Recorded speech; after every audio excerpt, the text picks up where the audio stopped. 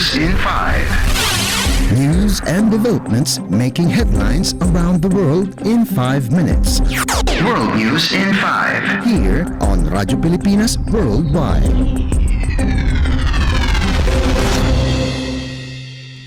This is World News in 5 here on Radyo Pilipinas World Service. North Korea slammed South Korean President Yoon Suk-yeol for criticizing the cooperation between Pyongyang and Moscow, calling the Seoul official's recent remarks hysterical. In a statement released through the state-run KCNA, North Korea denounced Yoon for malignantly slandering the relations between Pyongyang and Moscow, saying the South Korean leader zealously acting a shock brigade of the United States to form the international confrontation structure. The North said, quote, "It is quite natural and normal for neighboring countries to keep close relations with each other, and there is no reason to call such practice to account."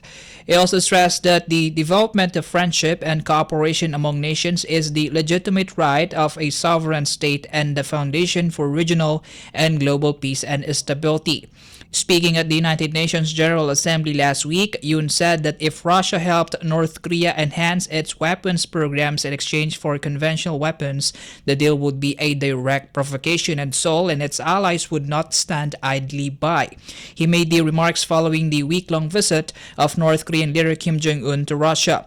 U.S. and South Korean officials have expressed concern that the visit would pave the way for the export of North Korean weapons and ammunition to Russia amid Moscow's depleting stocks due to its 18 months of war in Ukraine. Moscow and Pyongyang have denied such intentions but vowed to deepen their defense cooperation. World News in 5. Here on Radyo Pilipinas Worldwide. In our news overseas, French President Emmanuel Macron announced that France will pull out its troops in Niger following a July coup in the West African country. In an interview with French televisions, Macron said the 1,500 French troops in Niger would withdraw by the end of the year, adding that Paris will consult with what he called putschists to make the pullout orderly. Aside from the troops, Macron said France's ambassador would also leave Niamey and would return to Paris. France's decision comes after it received weeks of pressure from the junta and pro-coup supporters to withdraw French forces in Niger. In August, relations between the two countries further soured when France ignored the junta's order for its ambassador to leave Niamey. French influence in West Africa has waned in recent years following the takeover of juntas in its former colonies Mali and Burkina Faso, which also forced French troops to pull out from their territories. Western countries have expressed concern that the decreasing role of France in anti-insurgency campaigns in the region would pave the way for the increased presence and influence of the Russian mercenary group Wagner in the Sahel. World News in 5. Here on Radyo Pilipinas Worldwide.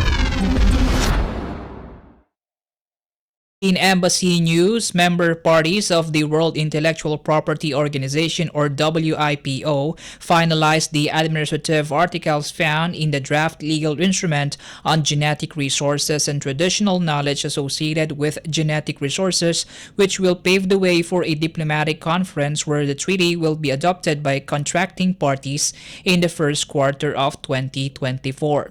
The Philippine delegation, represented by the Permanent Mission and Intellectual Property of the Philippines or IPO-PHL, participated in the three-day session to amplify national positions in support of the rights of indigenous people and local communities. Philippine Permanent Representative Carlos Arrieta welcomed an open and transparent process in the preparatory committee meetings that succeeded in dealing with articles related to membership qualification, voting, ratification or accession, and amendments of the treaty.